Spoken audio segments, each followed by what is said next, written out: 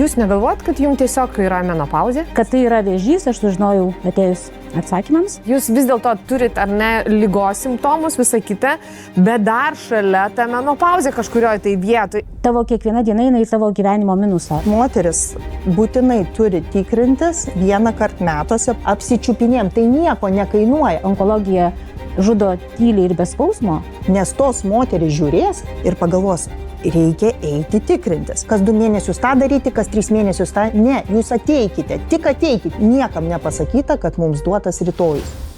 Sveiki, aš esu Redita Dominaitytė ir man menopauzė. Knygos teatras jau 3 metus vežioja spektaklį Menopauzė po visus Lietuvos regionus. Ir viena tema, su kuria mes ateiname į žiūrovus, tai yra onkologinė liga. Menopauzę moteris kaip gydymo prevencija patiria, būdamas labai ankstyvame amžiuje, būtent turėdama ginekologinę ligą. Ir šiandieną noriu jau pristatyti mūsų viešnias. Tai yra Koletė Dunhill. Aš visiems sakau, man smegenų rūkas, aš tikrai ne visą laiką ištariu teisingai vardus pavardės. Taisykite mane, jeigu aš kažką neteisingai pasakau, dar turiu depresiją ir visų kitokių dalykų. Aš galvoju, mes amžiaus jau turime tą amžių, kada galim turėti rūką ir viskas gerai. Ką jūs beištartumėte? Ačiū, ponės, kad jūs mane palaikot. Ir kita mūsų viešnia, Life klinikos ginekologė, Natalija Balasevičienė. Kuri padės mums šiandieną sudėti visus taškelius ant į, kalbant iš medicininės pusės. Tai damos, pradėsime tikrai nuo temos, kuri, aš manau, kad jinai reikalauja labai didelės drąsos. Drąsos kalbėti apie ligą, kuri yra, sakykime, dviguba liga. Gerai, tebūnie. Mes menopauzės neskaitome, kad tai liga, tai yra tiesiog natūralus gyvenimo tarpsnis, ar ne? Bet mes kalbam apie onkologiją ir šiandieną, Koletė, apie jūs. Tai labai norėčiau tokio, tiek, kiek jūs savo galite leisti, atvirai, paprastai, natūraliai, kas jums atsitiko? Man atsitiko, kas ir turėjo atsitikti, kai esi šiek tiek aplaidus savo kūnui ir nesitikrini laiku. Ir po 4 metų tiesiog pajaučiau skausmus, truputėlį skaudėjo, pagalvojau, valio, pagal mano amžių turbūt prasidėjo mano ta, kaip mes ir čia prieš tai šnekėjome, menopauzė. Ir kreipiausi pas ginekologę ir supratau jau apžiūros metu, kad kažkas vyksta visai ne taip, nes man neėmė jokio kito tepinėlio, man iš karto ėmė biopsiją. Palaukit, paskaudėjo, tai sakot, kažkur ten, tai kur ten, labai konkrečiai. Kirkšnių sritis truputėlį buvo toks tempimas, bet tai nebuvo jokių kraujavimų, kai žmonės kalba, nebuvo jokių kažkokių ten perdėtai didelių skausmų, nebuvo kažkokių kitų požymių, absoliučiai nieko, jaučiausi absoliučiai sveika, dirbau savo darbus ir tiesiog buvau nusprendusi, kad prieš vasaros atostogas pasitikrinsiu pas gydytojus ir savo šauniai išvažiuoju atostogauti ir visą vasarą man po kojomis. Tai va. Ir gavosi taip, kad po ginekologijos vizito aš jau supratau, kad kažkas tikrai bus ne taip. Ir laukiam atsakymų, kurio laukiam gana ilgai, bet jau tas nuteikimas ginekologijos buvo toks aiškus, kad yra pas tave kažkoks darinys ir dabar tiesiog žiūrėsime, ar tai yra suvėžėjęs jisai, ar yra ne. Ir kad tai yra vėžys, aš sužinojau atėjus atsakymams. Tada buvo sprendžiama, kokia stadija ir ar įmanoma jį dar gydyti ir ar turiu metastazių kūne. Ir va čia buvo pati sunkiausia turbūt viso to laikotarpio dalis, nes gydytis nebuvo taip jau sunku, kai buvo sunku laukti. Nes niekada nežinai, ką tau atsakys ir labiausiai turbūt bijau atsakymo, kuris būtų toks, kad nieko negalime jums padėti. Ir sulaukusi tyrimų rezultatų, sužinojau, kad turiu 3 stadijos gimdos kaklelio vėžį ir kad gydymas yra galimas, bet bus labai sunkus. Ir va tas momentas man pridavė jėgų, nes aš buvau pasiruošusi blogiausiam variantui, kad turbūt jau nebebus galimybės gydytis, bet metastazių kūne nėra, todėl galim gydyti. Va ir prasidėjo mano ilgasis gydymosi etapas. Dabar esu 2 mėnesiai ir kelios savaitės po jo. Ir galiu visiems pasakyti, kad vėžio diagnozė, ypač moterims ar ne, kad tai nėra lygų mirtis. Kad vėžio diagnozė tai nėra lygų, kad jau viskas tavo gyvenimas pasibaigė. Ir su daugelio moterų palaikymu, nes buvo labai didelė vienybė iš moterų pusės, jos mane labai siaubingai palaikė ir netgi atsirado tokios, kur 100 metų nebesimatėme, jos man skambino ir sakė, nebijok, šiandien dar nemirsi, tikrai, rytoj dar nemirsi. Tiesiog suėmė savo valią į rankas ir pirmin. Tai va, ir ką dabar galiu pasakyti, kad šiuo metu esu remisijoje ir tikiuosi, kad ta remisija bus labai ilga. Kolegė, truputėlį pastabdysiu. Žinote, mes jau čia, tarkim, mano tarpe ar ne, draugių, jau menopauzę, jau paskaitom, kad, arba galvojam, kad tai viskas, tai yra galutinis taškas, arba mes turim, tarkim, tokį spaudimą iš visuomenės, kad tai yra tam tikra mirtis, o jūs kalbate dar apie vieną, ar ne, dar didesnę problemą, bet jūs dabar pasakėt kaip labai tokį savaime suprantamą dalyką. Bet pradėkime dar truputėlį, sustokime ir pradėkime nuo pradžių, ar ne? Jūs tiesiog pajutojate simptomus kirkšnyse, dar kojose ar ne kažkur tai, kurie, iš tiesų net negalėjot pagalvoti, kad tai gali būti kažkokia ginekologija. Taip. Aha, visas tas veiksmas vyksta ne Lietuvoje, suprantu. Lietuvoje, bet būtent, kad aš grįžau čia, kaip ir keletui mėnesių, nes pati Prieš tai gyvenote? Aš niujorkietė esu. Prašom, Niujorkas. Aha, atvažiavo pas mus. Ir aš turėjau kaip ir jau rudenį apvažiuoti namo, patostogauti Lietuvoje vasarą pabūti, nes labai norėjau, buvau pasilgusi Lietuvos, būtent vasarą, Palanga, Neringa, Nida ir visa kita. Ir gavosi taip, kad teko užsibūti, nes tuo metu jau, kai sužinau diagnozę, labai gražiai gydytoja pasakė, vaikeli, čia gimiai, čia užaugai, nes aš į Niujorką išvažiavau jau brandaus amžiaus, ne vaikystėje. Tai vadinasi, čia ir gydysies. Tai va. O tai iš vis tada, jūs esate iš tų, vadinkime, išeivių, kurie atvažiuoja į Lietuvą pasigydyti? Ar tai buvo tas momentas? Ne, tikrai ne. Aš manau, kad tokios diagnozės nesuplanuosi tiesiog jau niekaip. Tiesiog jūs tuos simptomus jau pajutote būnant Lietuvoje. Nes aš pagalvojau, tai vėlgi, būnant turbūt Niujorke, gyvenant ten dar kita sistema, ar ne, kurią mes galėtume dar čia turbūt atskirą temą vystyti, kaip ten su šita liga tvarkosi, kaip tvarkosi čia, ar ne, bet vis tiek įdomi tokia detalė. Tai sakykite, pajutote tuos ir čia jau viską turėjote laiko ir gavote visus atsakymus, nes tai yra ilgas procesas, aš suprantu, argi ne? Ilgas jisai buvo procesas. Ilgas procesas tokioj diagnozėje, tokioj stadijoje, kai esi dar absoliučiai nežinioje ir kai supranti, kad savo yra iš tikrųjų kažkas negerai, tai nėra kažkoks gripas ir nėra kažkoks peršalimas, tau jau viena diena yra daug. O laukti savaitę, laukti dar sekančią savaitę ir trečią savaitę, tu supranti, kad tavo kiekviena diena eina į tavo gyvenimo minusą, ar ne? Ir tu nežinai, kiek tu jo dar tebe turi ir nori greičiau pradėti gydyti ir bent jau žinoti ir stabilizuoti save pačią psichologiškai, kad dabar tau yra štai tokia situacija, tu turi štai tokią ligą ir tu esi štai tokioje stadijoje ir dabar ties tuo pradėkime naują žingsnį eiti link sveikimo, ar ne?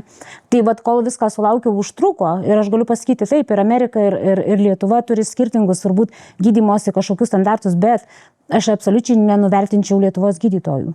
Nes... Mes čia turime gydytoją, stojam, mylim, bučiuojam. Nes daug kas sakė ir aš pati tą patyriau, kad mes turim nuostabius gydytojus, nuostabius profesionalus ir aš pasirinkau būti čia vien tik dėl to, kad Lietuvoje yra mano tėvai ir mano mama, kuri palaikys mane už rankos ir man bus lengviau praeiti tą kelią. Aš nenorėjau šito baisaus kelio eiti viena. Aš žinau, kad jeigu aš eisiu viena, man bus labai baisu. O aš turėjau mamą, mes su ja visus tuos 3 mėnesius, visą gydymo laikotarpį už rankos, kiekvieną mielą dieną ėjom Kauno klinikose ir ji mane visada palaikė. Mama. Taip, mama. Tai dabar truputėlį toks intro. Ar galite jūs pasakyti, kiek jums metų ir tada kiek mamai? Labai drąsiai, man 52, o mama yra 80. Tai 80-metė moteris savo dukrą lydi visoje šitoje kelionėje, ar ne? Dar pataisysiu šiek tiek. Ji yra bendra su vyru mama. Nes mano tėvai yra labai senai mirę ir aš turiu vyrą ir jisai turi nuostabius tėvus ir mes su juo nepasidalinam, kurio yra mama. Ai, tai čia uošvienė? Čia yra uošvienė, taip. Tai aš esu, ta prasme, jos irgi tokia pati dukra, kaip jisai yra sūnus ir mes tiesiog turim vieną mamą, kurią labai mylim. Tai va. Tiesiog neįtikėtina, nes dažniausiai jau tokioje situacijoje, dažniausiai mes jau savo tos tėvelius lydim ir jau, kad mama tenais lydėtų, aš suprantu, gali palaikyti, bet kad tiesiog aš jau suprantu, kad jis su manim. Jis su manim pragyveno visus tuos 3 mėnesius, kiekvieną mielą dieną būdavo kažkokie momentai, savaitėje aš ją išleisdavau namo į Palangą pasibūti, ji išvažiuodavo pati, bet ji nejautė ramybės ir, ta prasme, aš visus tuos 3 mėnesius aš ligoninėje negulėjau. Aš atvažiuodavau kiekvieną mielą dieną procedūroms ir aš grįždavau namo, nes tu gali rinktis arba atsigulti į ligoninę, bet man patarė ir patys gydytojai, kad jeigu yra galimybė, geriau būti iš namų, nes namai gydo labiau, negu kad tu atsigulsi į ligoninę ir būsi tarp ligonių. Tai. Gerai, o man dabar dar klausimėlis. O jūs negalvojat, kad jums tiesiog yra menopauzė? Aš galvojau. Aha. Aš buvau tikra, aš dėl to ir nuėjau, galvoju, laba diena, man menopauzė, dabar aš jau pradėsiu, visokie simptomai prasidės, čia man prasidėjo kažkokie skausmai ir dabar man išrašys hormonų terapiją ir aš būsiu graži savo ir toliau žydėsiu ir bus labai viskas smagu ir puiku. Ir tada supratau, kad o ne, tai yra šiek tiek baisiau. Taip. Ir tada klausimas irgi dar truputėlį toks į šoną. Niujorke gyvenat, ar ne? Pasaulio obuolys, daug judesio, daug. Ar jūs tenais gąsdindavo šitą temą? Iš principo, menopauzė? Nemanau. Ir aš manau, kad amerikietės galbūt labiau susigyvenę su tuo periodu, jos tai priima kaip amžėjimą, ar ne? Ir aš aplamai nelabai suprantu baimės kalbėti dėl kažkokios ligos viešai ar baimės dėl menopauzės. Aišku, pati menopauzė varginant yra, bet tai manęs nevargino, nes amerikietės labai drąsiai tai žiūri, jos labai drąsiai dalinasi, jos nebijo save parodyti toj situacijoje, kaip yra, šiek tiek negaluojančia ar nelabai geroj nuotaikoj ir sako, man yra smegenų rūkas, kaip jūs sakėte prieš tai, arba man yra dabar nenuotaika, arba nelys prie manęs, nes man menopauzė. Tai bet ir viskas. Ten yra savaime suprantamas dalykas ir čia nekyla klausimų. Absoliučiai. Taip, supratau. Tai dabar eiga buvo tokia, kad jūs turėjote pereiti tam tikras fazes gydymo, ar ne? Tai aš praėjau visą įmanomą, sakysim, visus įmanomus 9 nuopuolio ratus tuos, kaip dabar bandau kartais pasakyti, kad turbūt jau nelabai kažko ir bijau, nes baisiausia gal buvo visi chemijos terapijos ir švitinimai. Tai aš turėjau 25 švitinimus, turėjau 5 chemijas, kurias leido į veną ir turėjau 3 brachoterapijas. Brachoterapija tai yra, kai yra nutaikoma elektrodai į vidų ir tiesiog auglys yra žudomas. Skamba kaip dinozauras, žinokit, kažkoks tai bradi, kaip? Brachiterapija. Viešpatie, aha. Tai jūs turėjot visą šitą paketą nuostabų, ar ne? Taip. Ir tai įvyko per kiek laiko? Per 3 mėnesius. Per 3 mėnesius visą šitą kursą praėjote? Buvo mano darbo laikas toksai. Nuo pirmadienio iki penktadienio kiekvieną mielą dieną švitinimas, tada vieną dieną savaitėje chemija ir taip ėjo visas mėnuo, sekantį mėnesį darėm šiek tiek pertrauką, nes reikia organizmui atsigauti ir tuomet turėjau po pertraukos iš eilės 3 brachiterapijas. Gerai, tai dabar, kadangi man tai šita sritis informacija yra labai nauja ir nesuvokiama, klausimas tada bus mūsų Natalijai. Tai jūs man dabar paaiškinkite, ką čia sušnekėjo. Na, iš bendro išprusimo tai aš suprantu, kas tai yra chemioterapija, švitinimas arba tas dinozauras, kaip tenais paminėjo Koletė. To dar nesuprantu, dar naujas man žodis. Bet kas tai yra? Mes atrodo žinom viską, bet iš esmės mes nieko apie tai nežinom, kol mums nesiranda ta pati problema, neištinka ta problema. Kas tai yra? Pirmiausiai, išgirdom istoriją.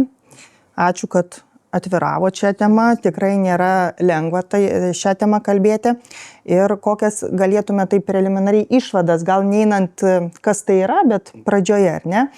Tai pirmiausiai suprantame, kad visose moteriškose dalykuose labai svarbus mums palaikymas yra kitos moters. Ir kas yra kita moteris tokia artima kaip ne mama. Noriu pasakyti visom moterim, kad užmegztų tą ryšį tarp mamos ir dukros. Labai svarbus šitas ryšys. Gydymas prasideda nuo galvos. Jūs tą norite pasakyti. Ir šiaip visose kelionėse, tokiuose sudėtingose moteriai, tai mama yra tas žmogus, į kurį tu gali atsiremti, jeigu tu turi labai gerą ryšį.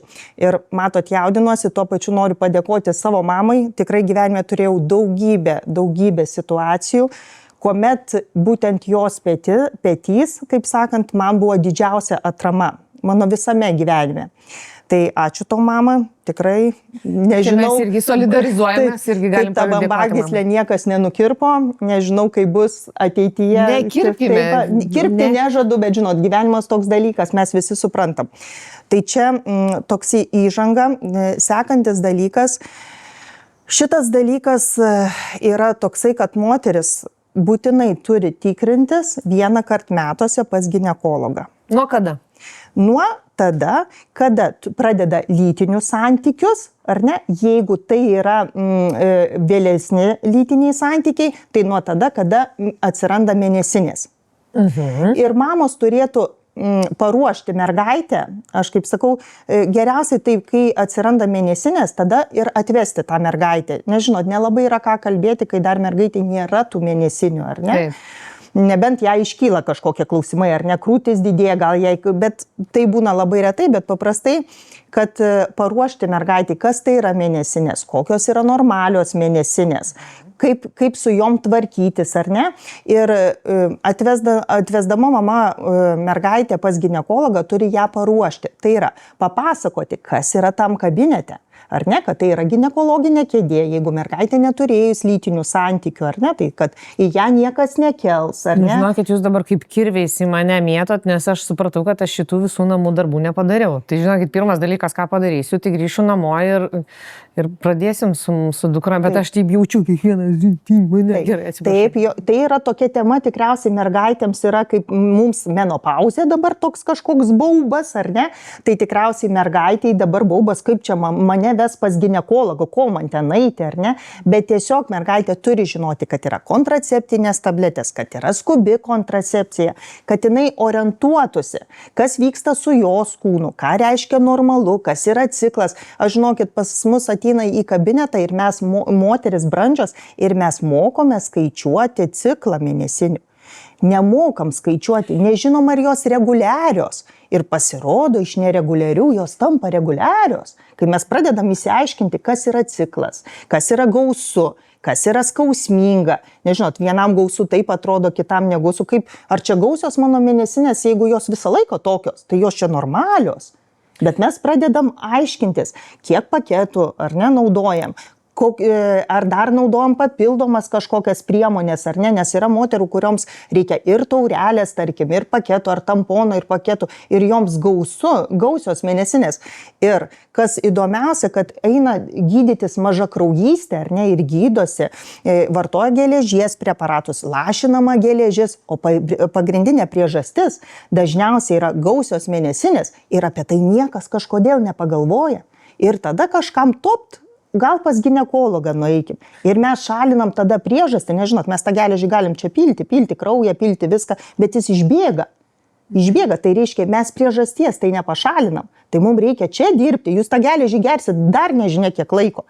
Žinot, ir tada prasideda, o tai sako, žiūrėkit, tai kaip čia mes sumažinsim tą gausumą? Yra kontraceptika, yra tas, nenoriu kontraceptiko, o geležį gerti labai sveika. Visi labai nori geležies gerti, ją lašintis. Žinot, yra pliusų, yra minusų, tai mes bandom surasti tą kalbą ir su tą mergaitę, ir su mama, jeigu reikia.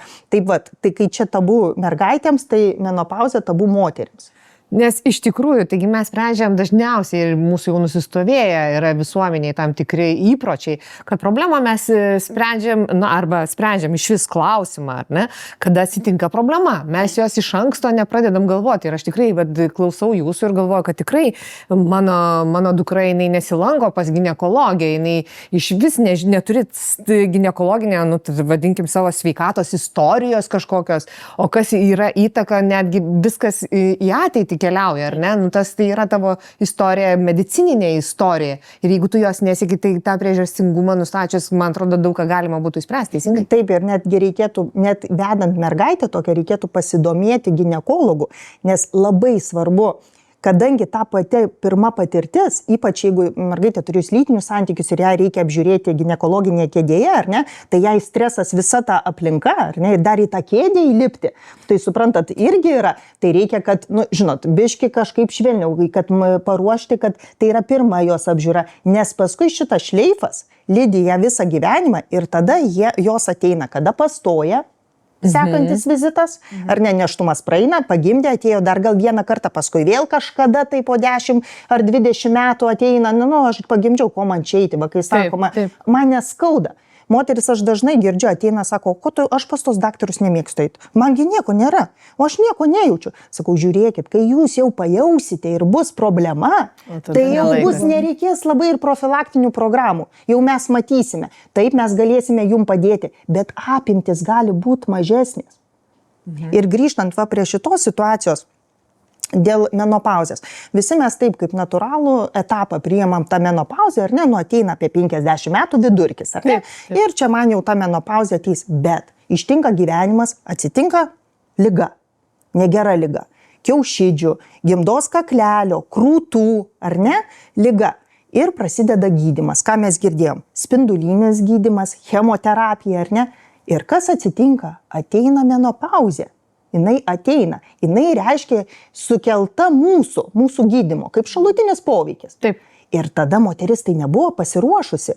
Jinai gyveno, jos mėnesinės jokių irreguliarios, viskas gerai, nei jo į prakaitai, nei kas, jinai pereinamojo laikotarpio net neturėjo. Jinai neturėjo galimybės pasiruošti, ar ne, nu, tarkim, kaip aš. Jinai net nesiruošė tam, tarkim, ar ne, galvo, dar čia man viskas kaip ir gerai.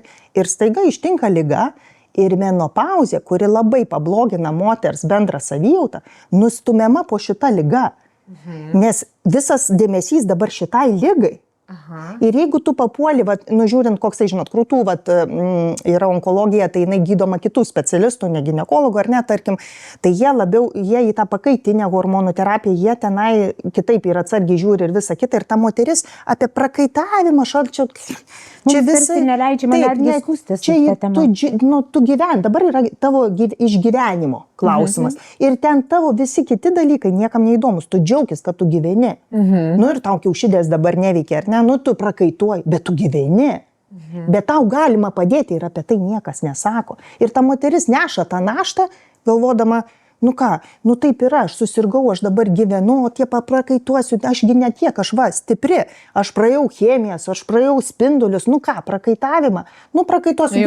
Taip, taip, ir kodėl moteris mūsų kartos nekalba apie tai, tai labai paprastai, kaip yra sakoma, ar ne, muša tai myli, tu turi gyventi, čia ateina šleifas tas, dabar karta nauja, jau jinai kitokia, bet tas šleifas eina, menopauzė lygiai tas pats, nu prakaitavom, mes visos prakaitavom, paprakaituosi, praeis ir viskas ir toliau gyvens, bet yra pagalba, ar ne, ir ne tik tas prakaitavimas, labiausiai apie ką bijo jos, tas prakaitavimas, šalčio bangos, tos karščio bangos, jos dar pakalba, bet žinot, kas yra, kenčia labai lytinis gyvenimas, makštis sausėja, lytiniai santykiai tampa skausmingi, pro procedūrų šitų, ką kalba, tos dinozauras irgi ten labai padaro negerą dalyką. Ir kas tada atsitinka, tie lytiniai santykiai, mums moterims apskritai dažniausiai jų mažiau reikia. O dar prisideda problema tokia, kad ten sausa, kaip aš prisileisiu, man viskas skauda, man plėšia. Mes turim ryšį su vyru, jis mane myli tokia, kokia aš esu, jam visai to nereikia. Ir protingas, mylintis vyras, aišku, ir nepasakys šito. Taip. Bet šitas viskas vis tiek kenčia. Ir galima padėti, bet tą reikia pasakyti. Ir, žinot, savo konsultacijos metu labai daug kartų matau tą, jeigu tik tai tu net neužkabinsi tos temos, niekas nieko nesakys tau. Tu turi gilintis, o žinot, mes turim laiko labai ribotai ir jeigu to laiko gilinimuisi nėra, tai ta moteris toliau kitiems metams nustumiama ir to pasibaigia. Bet jeigu tu pažiūrėkit, pas jūs čia sauso, jums lytinių santykių metu kaip čia, oi, daktarė, nenoriu net pagalvoti tenai, o Jėzau. Nu ir sakai, žinokit, galima jums padėti. Galima padėti, tik reikia tą, žinot, arba tu tada užkabini, bet mes ne visą laiką tą padarom ir tada vėl gaunasi užsituot toks ratas ir niekas neina. Aš tiesiog iš savo istorijų skrinelės išimsiu irgi tokią istoriją, kai sužinojau, kad neva yra kremas, vaginalinis kremas, kuris yra padeda moterims ir staiga aš dalinuosi su savo draugė, tokia pat amžiaus ir tokių problemų draugė ir sakai, žiūrėk, kokia yra nereali priemonė, kuri tau gali padėti, žinai, ir jinai klausė. O tai palauk, o tai kur ją dėti? Ir aš sakau, palauk, tai tu supranti, kad tai yra kūno dalis, lygiai taip pat kaip ir mūsų veidelis. Taip. Kažkodėl veidelį mes čia pritepam nuo ryto, sakau, kojytės mes irgi pritepam, o va ten, tai jau tabu, ten tai jokių negalima dalykų, tik tai su gydytoju pasitarti. Taip. Nu kažkokia nesąmonė. Nesąmonė ir moteris net ir kalba, pavyzdžiui, apie makšties sausumas, ar ne? Va kaip sako Trimas, man ir ateina, dažnai kartojasi makšties infekcijos, ar ne? Nu tarkim, man sako, grybelis, sakau, žinokit, ten reikia drėkinti, dėti gerų. klauso. Ir va, kaip sakot, jūs sakau, žiūrėkit, veidą trinam kremu, kodėl jūs trinat veidą? Ne tada, kai čia sušerpetoja, jūs jau gydyti tada reikia, bet jūs darot, kad tik nešerpetot. Lygiai taip pat. Bet ten yra dar ir hialuronas, jos labai nustemba. PRP, ką viskas kas kitur. Tai viskas tenai. Ir tai yra alternatyva pakaitiniai hormonų terapijai arba hormoniniam gydymui, kad moteris žinotų, kad ne vien hormonais mes čia galim padėti, galim ir kitais, jeigu žinot, moteris nenori hormoninio gydymo, ar jai negalima kitų atvejų, po krūtų operacijų, po onkologinės ligos. Yra būdų, kaip padėti. Reikia ateiti tik ir ieškoti. Kadangi ta liga gaunasi va tokia, daug praeina specialistų, ne vienas specialistas tave žiūri ir va tas žmogus ir gaunasi pasimetime, jisai negydomi, jo žiūrima į žmogų ne kaip į visumą. Tai iš tikrųjų, šitą informaciją tvarkoj, bet dabar aš norėčiau labai tokį praktišką klausimą jums, ar ne? Ar jūs vaikščiodavot pas gydytoją, ar jūs darydavote tuos testus, na, arba iš vis, kokia jūsų patirtis šitoj vietoj? Mes dabar jau apkalbėjom, kad neva jau nuo lytiškai subrendusio amžiaus reikėtų vaikščioti, o kaip jūs? Aš taip pačiai, kaip pasakojot, kaip pagal knygutę, kaip pagal enciklopediją. Buvau toks pats nepaklusnus pacientas, kuri turėjau daug darbų ir projektų ir save nustumusi buvau šoną ir galvojau, jeigu net negalvojau, realiai tikrai negalvojau, nes jeigu tau nieko neskauda, jeigu tavo yra menstruacijos normalios, jeigu tavo lytiniai santykiai yra reguliarūs ir tau po jų nekraujuoja ir nieko ten nesijaučia, tai kokio perkūno man ten eiti. Nes realiai aš gerai jaučiuosi, tai gal greičiau aš nueisiu pasigydyti kažkokį gripą ar virusą, bet ten, kad man kažkas būtų blogai, man net į galvą netėjo. Ta prasme, aš net suvokti negalėjau. Man dėl to ir buvo toks šokas, kai ginekologija kažką pamatė, mane iš tikrųjų ištiko šokas, nes aš pirmą kartą turėjau tokią informaciją, taip greitai suvirškinti, aš net blogiausiam sapne nebuvau susapnavusi, kad man taip iš viso gali įvykti, nes aš jaučiausi labai labai stiprus žmogus, kuris labai retai serga ir neguli lovose ir greičiau vyrą savo paslaugo, nes vyrai pas mus sunkiau serga. Ir aš net negalvojau. Tai realiai aš buvau tas žmogus, kuris pasitikrinau kažkur po 5-6 metų ir vien tik dėl to, kad pajaučiau kažkokius ir aš jau galvau pagal savo amžių, kad tai turbūt menopauzė artėja ir vien tik dėl to. Ir galbūt ir gerai, kad organizmas pasiuntė tuos signalus, nes aš bijau, kadangi jūs turbūt visi puikiai žinot, kad onkologija žudo tyliai ir be skausmo, tai aš bijau pagalvoti, kas būtų buvę po poros metų. Galbūt man būtų gydytojai pasakę, kad atsiprašom, bet mes tau neturim jokio gydymo. Tai dėl to aš ir sakau, bet kartojusi kaip ir gydytoja, moterys, eikit tikrintis. Taip, damos, mes turėtume pradėti nešioti marškinėlius, ant kurių būtų pavadinimas. Taip. Bent jau kartą į metus prašom, damos, privaloma tvarka nueiti. O jeigu nenueisite, tai jums bus baudos. Nes aš dabar jau tokia tvarkinga, aš dabar kiekvieną patikrinimą nueinu 15 minučių anksčiau.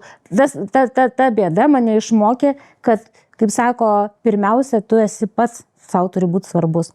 Ir tikrintis, žiūrėti, sekti savo kažkokius simptomus, galvoti, kodėl man šiandien skauda galva. Man niekada taip nebuvo, nes, paskaudės ir praeis maždaug, kad mes kiek mes į save reaguojam, ar ne. Kol paeinam, kol viskas atrodo, ta prasme, suvaldomo į to riboj, nėra kažkokių ypatingų skausmų, ar nešlubuojam, ar nesveiksta galva ir taip toliau, tai tol ir gyvenam ir niekur mes neinam pas jokius gydytojus. O tai yra jau absoliutus apsileidimas ir aš supratau, kad tai yra labai blogai. Aš dar norėčiau, vis tiek laidą žiūrės moteris, pasakyti, liga tokia negera užklumpa kartais ir mums, kurie mes nesergam, tai atrodo baisu. Tai tikrai nėra gerai, bet dabar dar yra per labai trumpas laiko tarpas po ligos. Praeis 3 metai, dažniausiai po 3 metų žmonės jau sugeba gyventi su ta liga ir kitaip į ją žiūrėti. Taip, bet noriu pasakyti, kad ta liga išmoko žmonės daug ko. Žmonės permasto savo gyvenimą, dažnai pakeičia į save, pradeda mylėti save, gyventi ir suprasti, kad reikia mylėti, atrasti laiko, galbūt darbų netiek prisimti ar ne, kur bėgi ir nežiūri savo tos sveikatos, išmokina. Ir tą ligą reikia priimti taip, ne veltui jinai duota galbūt todėl, kad šiandien mums papasakojus savo istoriją išgelbės nežinia kiek moterų, nes tos moterys žiūrės ir pagalvos, reikia eiti tikrintis. Šitas momentas labai svarbus. Ir kaip ir sako, liga, kad vėžys, mirtis, žinot, niekam nepasakyta, kad mums duotas rytojus. Ar mes esam sveiki, ar sergantis. Bet aš dar truputėlį noriu pagrįžti prie šitų visų pavadinimų. Nes, įsivaizduokite, šiandieną atsikėliau ryte ir pasaulis man naujas ir va dabar paaiškinkit, kas yra chemioterapija, kas yra švytinimas ir tas dinozauras, apie kurį mes jau šnekėjome. Tas dinozauras, jisai labai keistas, bet jisai yra nerealiai veiksmingas. Jisai yra, sakysim, sąlyginai tas pats, kas yra švitinimas. O gerai, mes tada gydytojos paklauskime, kas yra švitinimas. Čia, žinot, aišku, atskiros specialybės šitos visus dalykus ir skiria ir gydymą tokį, ar ne, ir chemoterapeutai chemiją, ar ne. Tai yra chemoterapija, tai yra vaistai, ar ne, kurie leidžiami būna į kūną ir žudo vėžinės, taip, į veną suleidžiami ir žudo tas ląsteles greitai besidauginančias, būtent kur onkologinės ligos metu tas ir vyksta. Netgi metastazės, kad nebūtų kūne. Taip. Tai šitas, o spinduliai tai yra švitinimas, apšvitinama yra būtent ta dalis, kuri yra pakenkta ir irgi Jie labai, pertrauksiai labai įdomiai, toks iš įdomumo. Visam tam procese buvo ir įdomių dalykų, kurie mane irgi, ta prasme, aš toks labai smalsus žmogus. Tai tarkim, prieš švitinimą jie tave atveda į kambarį ir jie sužymė tau taškus, padaro tatuiruotės ant kūno. Bet matyt, aš iki gyvenimo galo jas dabar turėsiu, nes jos nenusiplauna, gal po kažkiek laiko nusiplaus, bet dabar ne.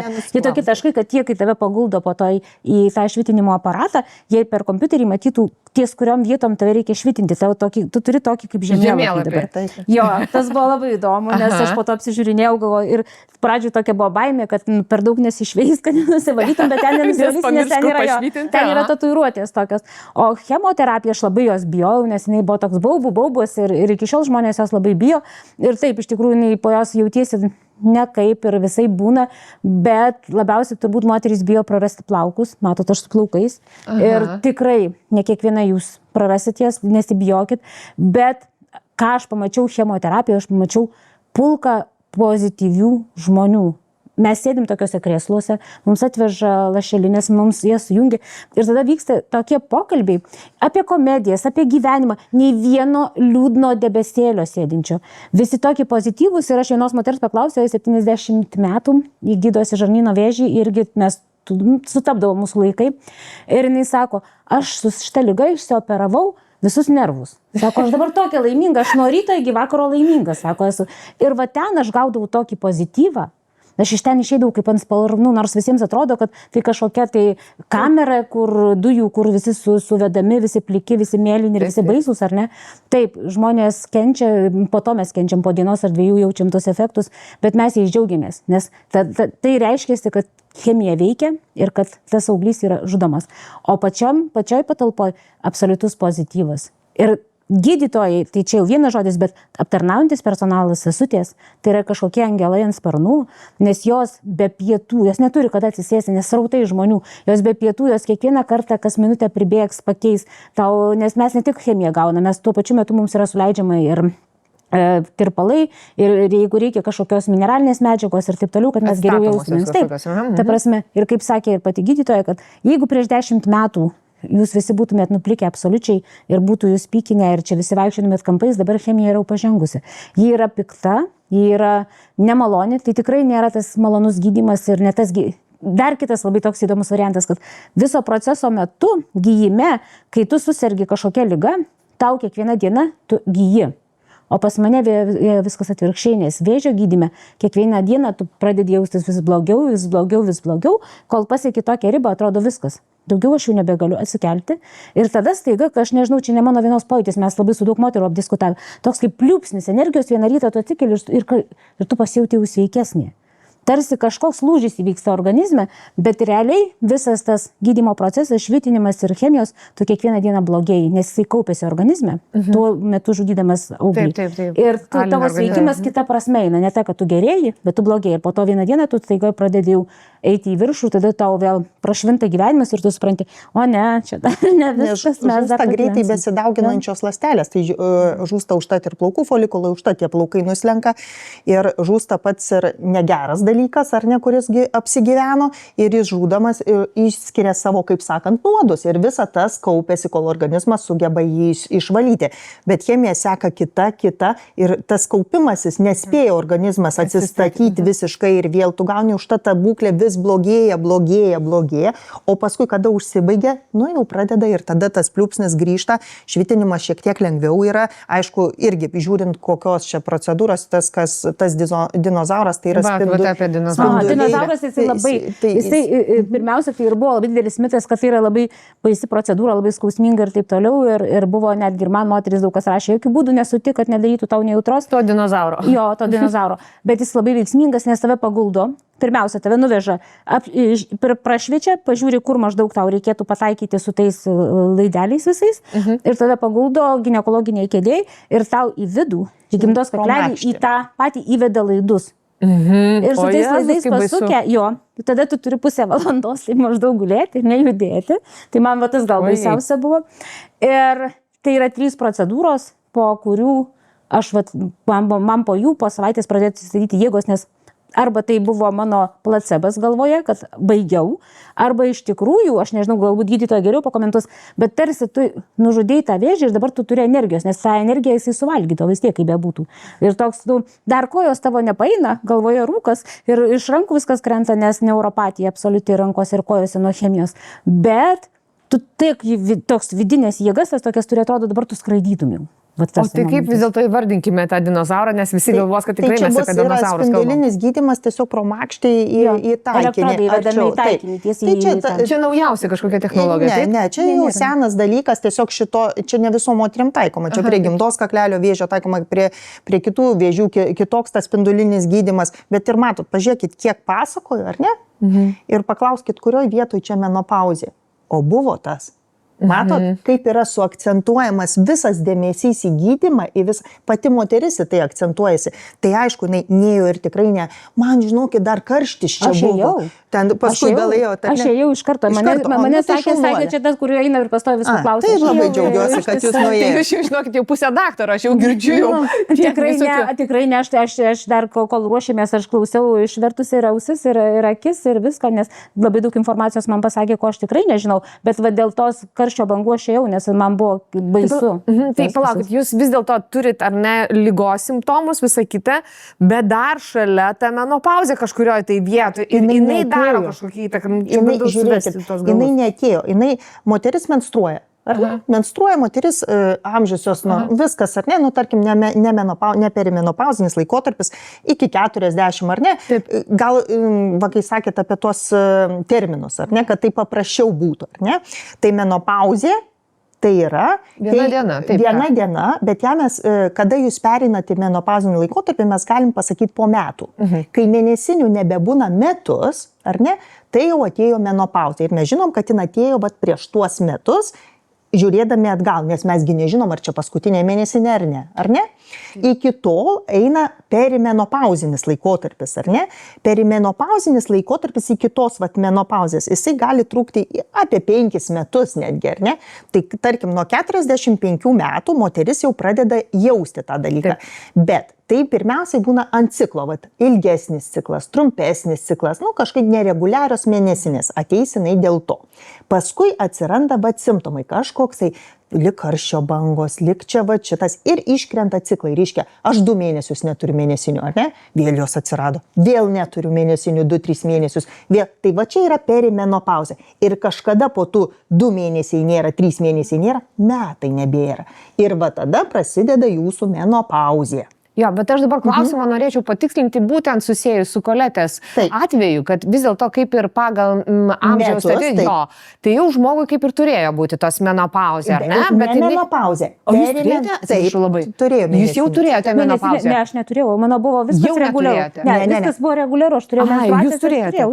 Jinai turėjo menstruacijas, jinai net neturėjo tos nereguliarių mėnesinių, mes kalbėjom prieš tai, reiškia pas ją dar tos net perimenopauzės, kaip ir pagal amžių taip, bet, žinot, kiekvienam kitaip ateina. Ir mes jai sukėlėm su savo gydymu dirbtinę menopauzę. Ir jinai iš karto krito. Nes kas atsitiko? kiaušidės viskas nebedirba, hormonų nėra ir mes turim simptomus. O čia įtakos turi tai, kad pavyzdžiui, jeigu tai, tarkim, būtų natūrali menopauzė, ar ne, aš turiu menopauzę, bet turiu lygos problemą, Taip, ar ne? žinoma, Arba atvirkščiai, kaip va šitas variantas, kaip Koletės. Būtų, jeigu jinai turėtų perimenopauzinius, tarkim, jinai sakytų, aš turėjau karščio bangas, kažkokias tą turėjau, tai šitas tik sustiprintų tuos simptomus, nes mes staigiai išjungtume kiaušidės.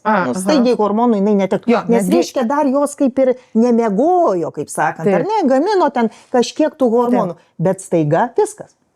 Staigiai mes padarėm ir tai tie simptomai jai išryškėtų. Jinai sakytų, aš turėjau, bet dabar man dar labiau. Viskas. Supratau.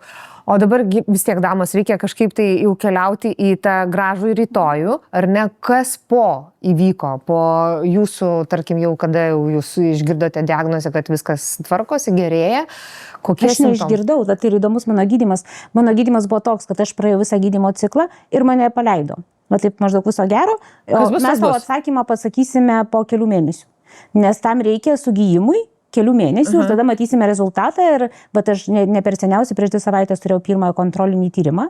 Dabar man pirmi metai, kas 2 ar 3 mėnesius bus kontroliniai tyrimai, tai pirmąją kontrolinį tyrimą turėjau pas ginekologą.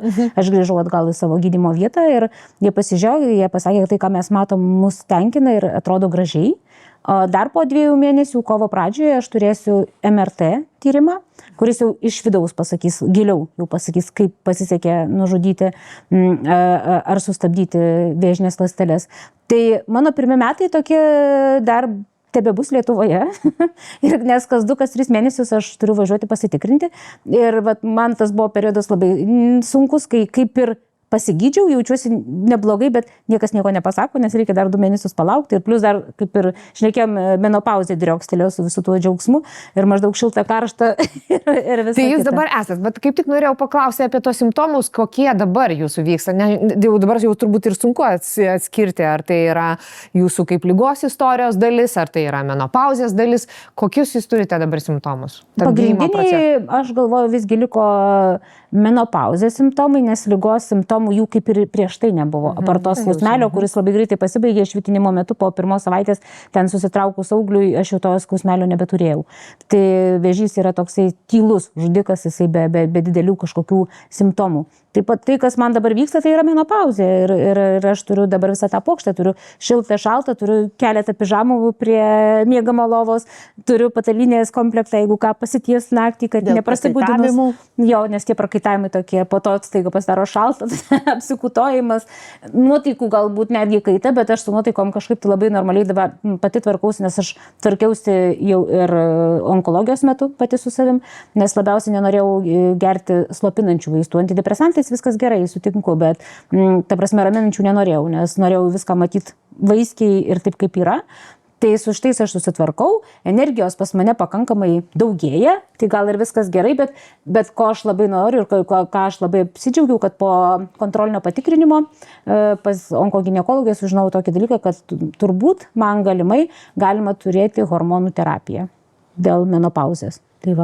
Tai turėsiu dabar dar vieną kelią praeiti ir ką man pasiūlė pasidaryti mamogramą, dėl viso pikto pasitikrinti ir jeigu viskas gerai, tada jau kalbėti su savo gydytoja šeimos ar ne, dėl menopauzės simptomų mažinimo per hormonų terapiją. Dar čia vieną vis tiek pasinaudosiu irgi progą, nepasakyti negaliu. Mamograma, ar ne, tai krūtų tyrimas. Čia mes labai gerai, žinokit, edukuojame tiems tokiems durniukams kaip aš. Aš apie save, apie visos protingos, aš tokia viena, bet man reikia tiesiog išversti į lietuvių kalbą, kas tai yra ir man tikrai lengviau gyventi. Jaunos moteris krūtyse turi liaukinį audinį. Ir tuomet liaukinis audinys labai gerai matomas ultragarsinis krūtų tyrimas, ar ne? Mamograma tai yra vėlesniam amžiui, kuomet liaukinį audinį pakeičia riebalinis ir geriau matosi mamogramos. Kartais tie tyrimai derinami, nes pereinamasis laikotarpis tas yra. Dabar labai džiaugtis reikia, kad programa yra nuo 45 metų. Bet, mielos moteris, nuo 25 metų į metus kartą eiti ir darytis ultragarsą. Krūtų viena dažniausių vėžių yra krūties vėžys. Yra genetinės, ypač jeigu yra šeimoje, kas turi vieną kartą kiaušidžių, nes ten per vieną geną yra susiję kiaušidžių vėžį, krūtų vėžį turėjo močiutė, teta, ar ne? Ir dar ypač, jeigu tas vėžys būna pasireiškęs jaunesnėme amžiuje, nu tai iki 50, reikia žiūrėti, ar nėra BRCA genų paveldėjimo. Čia yra viena dažniausia tas dalykas ir moteris nuo 45 yra programa. Tai pasižiūrėkit, koks tarpas yra, nu valstybė nekompensuoja, galbūt yra per brangu, nu žinot, čia finansinius dalykus skaičiuoja ir moteris pačios nori labai to tyrimo, bet tiesiog, nu kartais sakom, nu mes profilaktiškai tirti jų negalim, ar ne? Bent jau pačios atsistojam, pasižiūrim, krūtis vienodos, nėra įtraukimų tokių, ar ne, gilesnių, būna tokie kaip patraukimai odos į vidų. Ai, toksai, supratau, nu toksai jo, kaip čia. Kaip duobutės, ar ne, kaip apelsinų žievelės tokios būna, ar ne? Nes man kažkada tai visai neseniai ten tikrina ir sakė pas tave, nu jeigu iš šitų nebūtų kažkokių tai burbuliukų ar kažko, tai aš taip savo vizualiai tai nu ta krūtis neturėtų jokios formos. Tai kažkokie tai nudaryti. Gali būti, bet jūs turit, žiūrim, čiupinėjame save žinant, mes tada suprantam, ar tas burbuliukas buvo visą gyvenimą, mums jau tas burbuliukas ir mes jau žiūrėjom dėl jo ir viskas gerai, bet gal jis atsirado dabar, jis didėja, apsičiupinėjom, tai nieko nekainuoja. Pasižiūrėkite. Bet įsivaizduokit, bet čia, žinot, čia revoliucija turėtų įvykti, kad mes dabar tokio amžiaus moteris taiga pradėtume save čiupinėti kasdieną, kad tai tiesiog tai turi būti norma, kad tai yra savaitė. Žiūrėkit, aš turėjau tokį atsakymą, tokį labai įdomų. Aš vis laik paklausiu konsultacijos metu, ar krūtis viskas yra gerai, jūs čiupinėjatės. Man moteris sako, ne. Bet sako, man vyras čiupinėja. Nu tai jeigu jūs nenorit, kad jūs čiupinėtumėt pati, vyrui duokit, nu vyras guziuką gali apčiopti, žinot, irgi. Nu jie tokie analizuotojai, jie tokie truputėlį iš kitos pusės galėtų pasižiūrėti. Ir būtų preliudija, žinokit, kad ne iš karto tuos, tai čia, žinokit, čia aukso mintis. Dar norėčiau gal pridurti, kad labai gerai čiupinėtis, smagu, netgi galima kaip į tai pažiūrėsi, galima pasirinkti tokią malonę rutiną ir čiupinėtis visai, bet aš galvoju, vis tiek reikia įtikrintis, nes aš čiupinėjusi. Aš labai čiupinėjusi, aš tą, kuri čiupinėjusi. Aš iš viso mėgstu čiupinėti. Taip. Bet aš netgi, ta prasme, prieš sužinant savo diagnozę, aš netgi pasidariau visus vėžio tyrimus kraujo. Ir visur pas mane buvo taip, parodė, tavo kraujas geras, tu neturi vėžio žymenų, apsičiupinėjau ir pasidariau mamogramą, viskas buvo nuostabu. Ir aš galvoju, vis tiek mes turim tikrintis, nes tai bus daug abejonės. Grįžtant prie vyrai duoti, pačiupinėtis, tai galbūt suradęs. Bet prie žymenų, šitas dalykas, ypač moteris, kurios grįžta iš užsienio ir čia pradeda save tyrinėtis, prisidaro tokių tyrimų, kalną, tada ateina ir mes pradedam gydyti tyrimus. Nes tyrimai. Vėžio žymenys, su jais reikia labai atsargiai. Vėžio žymenys, jie dinamikoje, kaip mes gydymas, kaip jie kinta.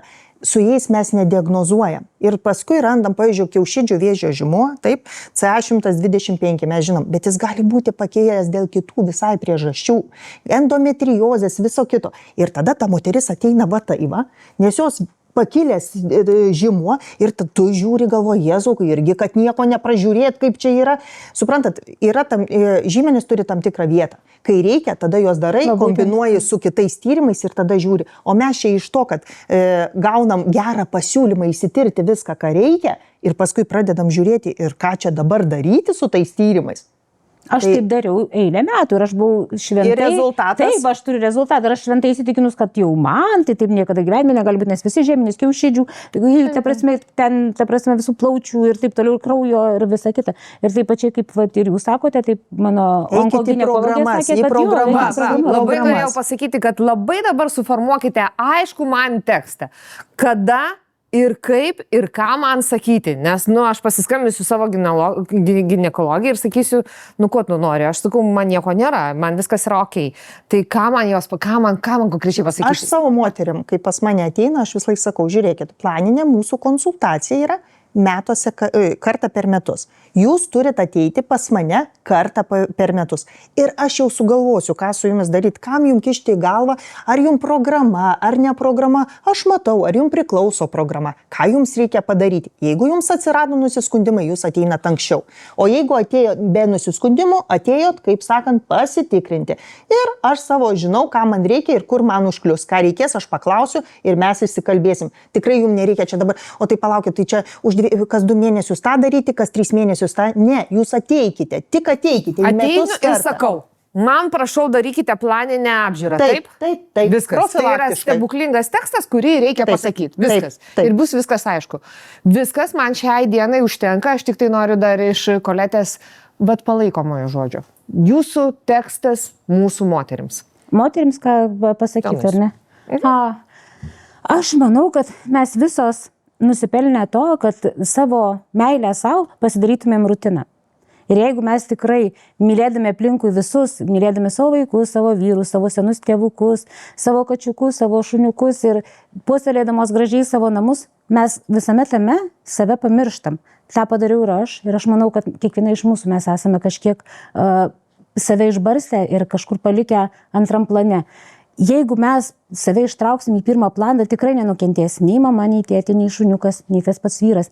Nes jeigu mes mylėsim save, mes būsim sveikos ir galėsim mylėti kitus.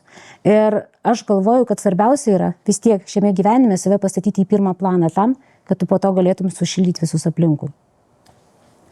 Viskas, stebuklingi žodžiai. Dabar žiūrėkite, aš myliu save, aš esu pirmam plane, esu nuostabiai graži, švytinti, spalvinga, dėl to aš dėkoju labai Rūtai Survilaitei ir visą laiką dabar tai būsiu, jau taip jau neatsikratysite, tikrai niekada manęs kitokios nematysite. Tada šitoms mieloms damoms aš siunčiu dovanėlės iš Mio. Tai yra perlai, vat, žiūrėkite damos, vat tokie kaip pas mane ir žinokite, mes darome dabar bendrą tokią komuną, kursime bendruomenę. Visos būsime su menopauzės apyrankėmis, mes dalinsimės viena kitai gėrių, informaciją. Ir mokinsimės čiupinėtis. Va, tą labai norėjau akcentuoti. Visą laiką pasičiupinėkite save, o dar smagiau, kad visą laiką turėtumėt, kas jūs pačiupinėja. Tai žiūrėkite, dar knygutės turiu atiduoti iš Almos Literos dovanėlę, dabar tik tai nežinau kuriam, kuri suaugusiųjų moterų klubas yra ir Begalinė naktis. O taip užkoduota iš tikrųjų tos knygos. Almos Literos moteris. Kuriai? Aš kadangi suvaikėjusi, tai aš naktį pasimsiu. O Natalija, tai suaugusių moterų klubą mes kviečiame. Jūs mus informuojate, kaip jums sekasi ir kaip jūs gyjatės. Mylim, apkabiname, viskas. Iki kito karto, o jūs asmeniškai po to išbučiuosiu. Aš jums, kad jūs tas temas liečiate. Aš manau, kad tai yra labai svarbu. Ir ateikit pas mane į spektaklį. Būtiniausiai. Viso.